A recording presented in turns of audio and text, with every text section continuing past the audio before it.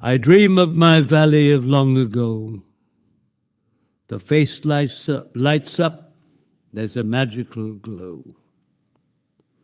Within and without, everywhere, as it flits across my mind, the show I still see, my valley, a very, very deep green.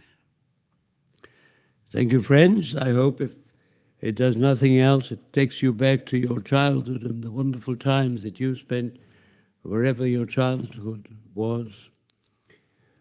And I also say another thing, that when we forget childhood within us, we all carry the child within us. But then you have this awful comment, and people, it's derogatory to say today, oh, you're juvenile, or look at Ashok, he behaves like a child. And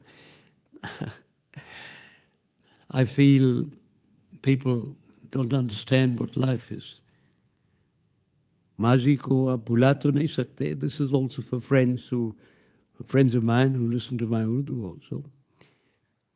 Jaisi bhi ho.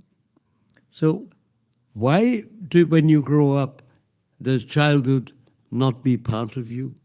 Have you forgotten it? Don't you dream of it? Don't you talk of it? Then why is it considered as something which you should forget about? That you're now an adult, please behave like an adult. Don't behave like a child.